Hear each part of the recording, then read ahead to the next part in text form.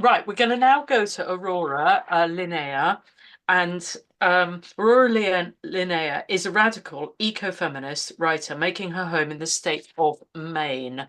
She's a regular contributor to the Women's Liberation Radio News blog, WLRN, which is just unbelievable and has been going for a lot longer than 4 years, monthly, making a fantastic radio show. So many of us will have heard you, Aurora, on that. And you're going to be, the title of Aurora's talk is No Shelter for Women. So over to you, Aurora. I'm going to be talking about my piece in the Women's Rights, Gender Wrongs anthology. My piece is called No Shelter for Women, a case study in the outlawing of women's spaces. So I worked at a women's shelter in Portland, Maine from 2016 to 2021. I was part-time support staff there, working a couple days a week, and more often during the COVID lockdowns because my other places of work were closed. The shelter that I worked for was part of a larger organization serving unhoused people in the Portland area.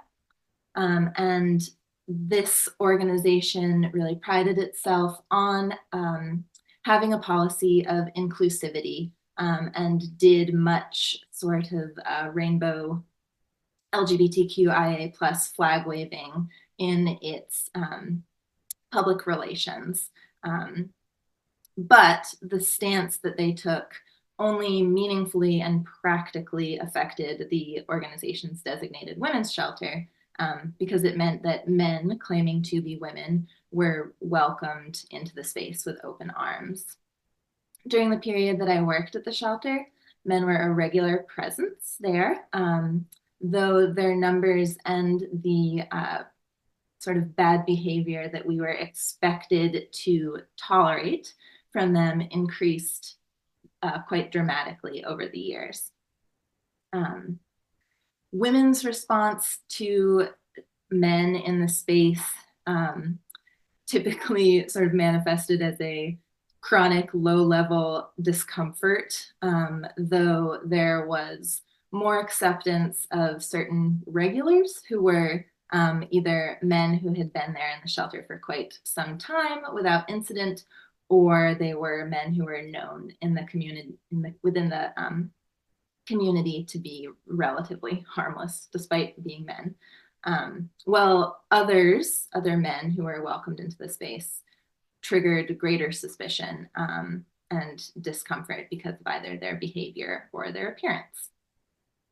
Some sort of general issues that came up repeatedly during the time that I was there were complaints of sexual harassment from men in the space. Women reported intimidation. There were a lot of complaints about men staring at them. There was very understandable discomfort about men in the bathroom areas. These are all shared bathroom and bed areas. So expressions of discomfort were common. Some more sort of specific examples of particular incidents that came up that were notable. Women reported being propositioned for sexual favors in the bathroom. Several women reported a man masturbating nightly to pornography in the bed area. On one occasion, a man threw food while sort of running through the dining area, screaming misogynist obscenities at female staff and residents. On one occasion, a woman told me that a man told her and a group of women she was with not to mess with him because he was a man. So he self-identified as a man in that instance, whereas in other cases he claimed to be a woman. There were 3 different incidents of men threatening gun violence in the space, which, to kind of give a comparison, in the time that I worked there, there was 1 threat of gun violence from a woman in the space. There were fortunately far more women in the shelter than there were men. So the 3-to-1 comparison is pretty notable. Another regular issue was men in the shelter behaving in a romantically inclined way towards female staff.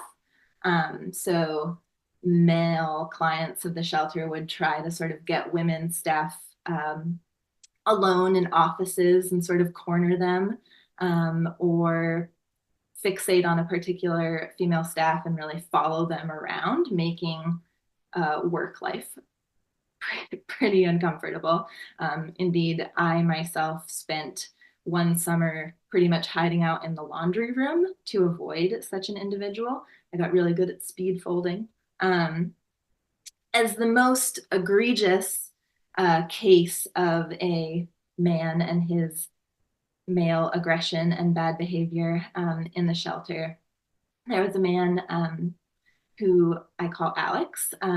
He was in and out of the shelter space for about a year-long period, during which time he was the subject of many, many complaints, from visible erections to constant ogling of women to women who perceived him as stalking them through the space. He was also quite severely mentally ill and volatile. And he was eventually suspended from the shelter for a while because he, on one occasion, stood over another trans-identified male's bed at night, which resulted in an altercation. And then he was suspended from the space. So I thought it was really interesting at the time that it was his behavior towards another man and not towards any of the women that got him suspended from the space. And then during his suspension, this individual, he attacked a local McDonald's restaurant with a chainsaw. He threatened the cashier with the chainsaw. He chased someone through the restaurant with a chainsaw and then proceeded to take his chainsaw out into the parking lot and attack parked cars. This was a pretty splashy event in Portland, Maine. It definitely made the local news. And so women in the shelter space were well aware that this had happened and recognized the man as the culprit. And then after he was released from jail, he was welcomed back into the shelter not long after. So this man who had proven himself violent and volatile enough to perform a chainsaw rampage at a McDonald's was welcomed back into the shelter space with women who knew that he was capable of this level of violence. When women voiced concerns or complaints or reported harassment to my fellow staff people, they were generally ignored. Something that I noticed soon after I began working at the shelter was that these types of complaints, when women made them, they might not even be marked down in the daily log of it's kind of like an incident report. So these complaints and reports would not be marked down in the daily log necessarily unless I took the initiative to put them in. So they were being really left out of the record. It was my distinct impression that when these concerns were raised, it was judged to be a symptom of transphobia on the part of the woman rather than bad behavior on the part of the man. And so these reports were discredited and dismissed. And they could even result in scolding if the women, when referring to the problematic man, referred to him as a man. They would be corrected for using improper pronouns, penalized for misgendering, and maybe even themselves threatened with a couple hours out of the space or this sort of thing. Gaslighting was also really common. So I heard my fellow staff people tell women things like that everyone in the space was a woman, that this man who was harassing them was a woman, just like the rest of us. Um, uh, there are no men here was also something that was said on multiple occasions. Um, this this always seemed especially cruel to me when the women who were being told these things were women who had severe mental illnesses and were already sometimes living in very unclear states of reality. And so to discredit these women's reality in that way just seemed hopelessly sadistic, really. On the whole, it was extremely apparent that men's transgender identity claims were functioning as shields, as we see happen in the sort of the broader sphere. All kinds of allegations of bad behavior were deflected by these identity claims.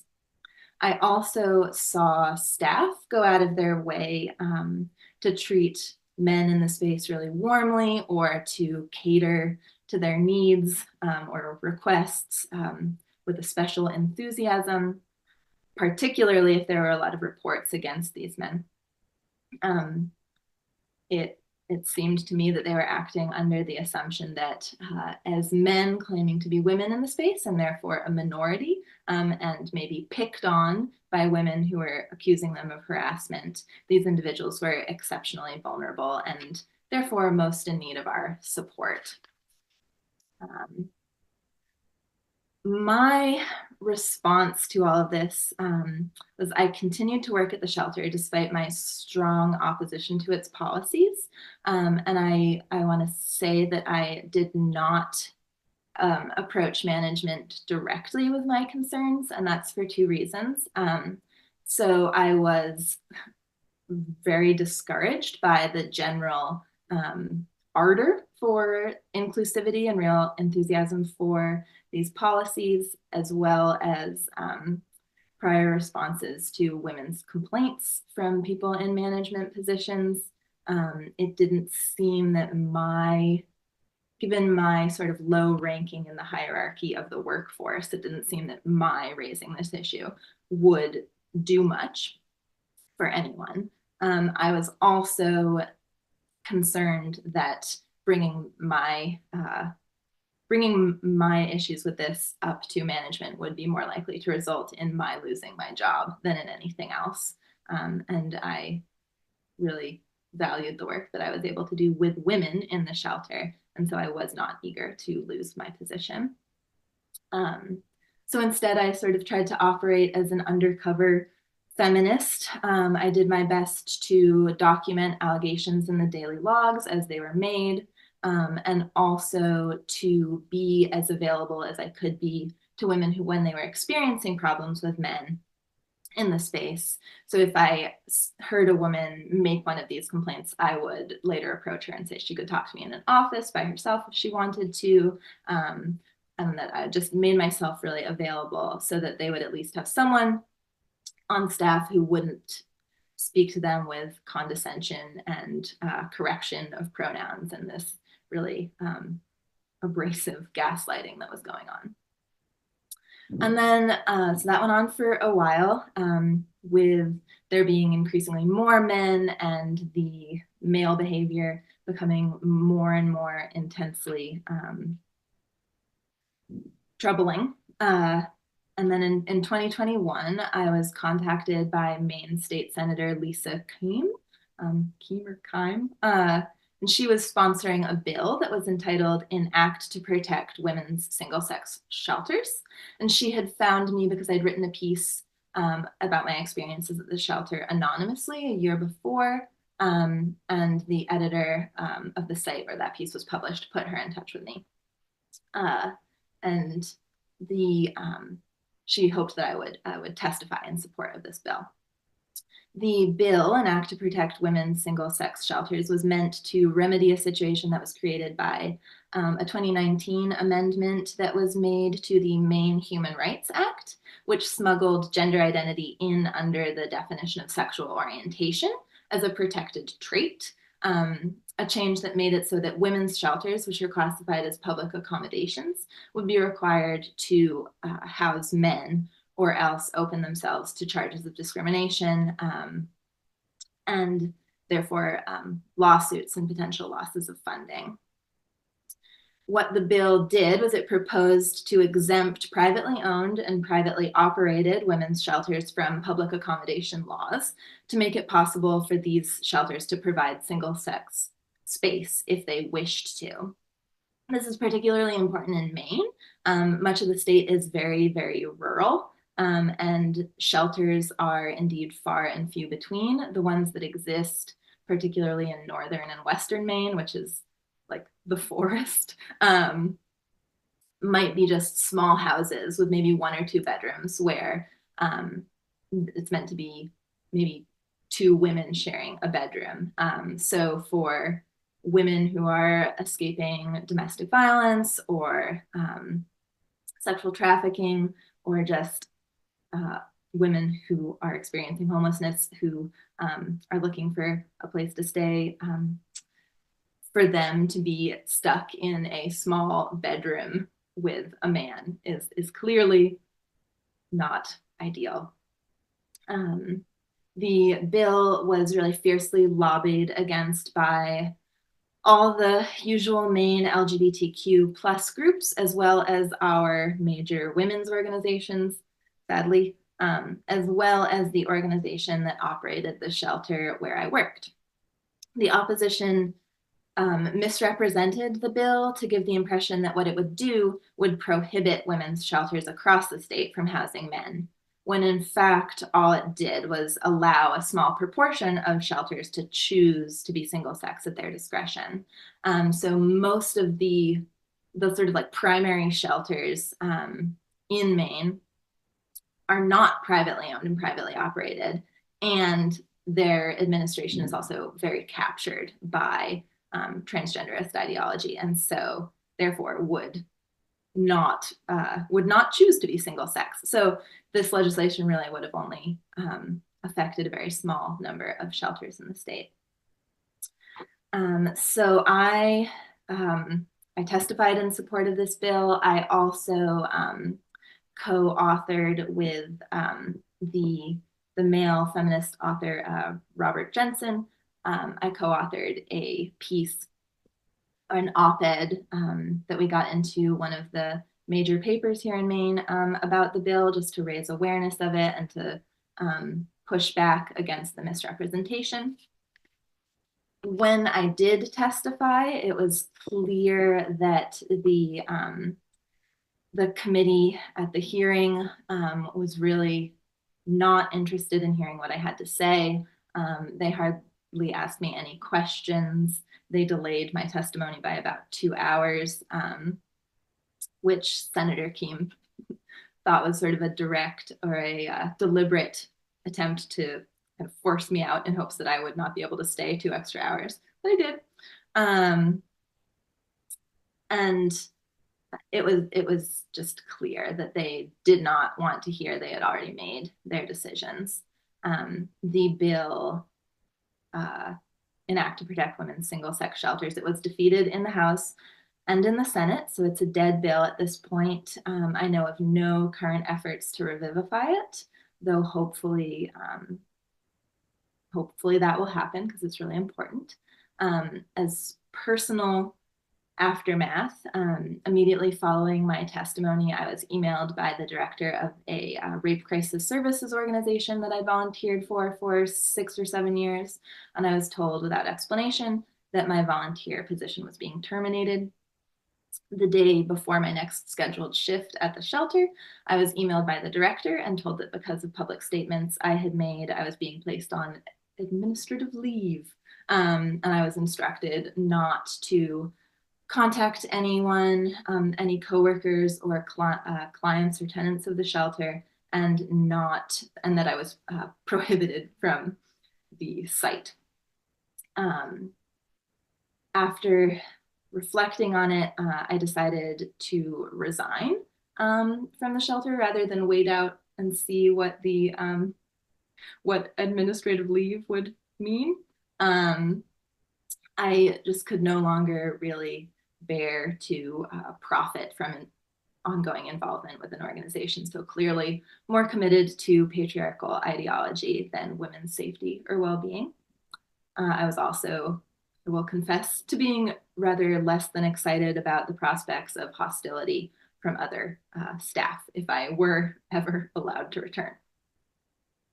As a little bit of an epilogue, I've stayed in touch with one of the women who was a longtime resident of the shelter that I befriended during my time working there.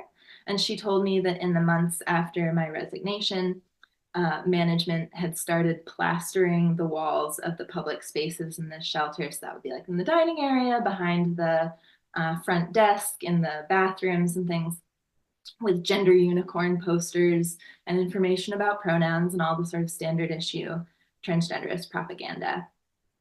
It seems really unlikely that this was entirely disconnected from my testimony and the snafu of that. So we can infer that the lesson that was learned by shelter administration from reports and testimony about harms done to women by including men in the shelter space was that the women would have to be re-educated so that the shelter could fulfill its modern and revised mission of serving as a truly hospitable sanctuary for men.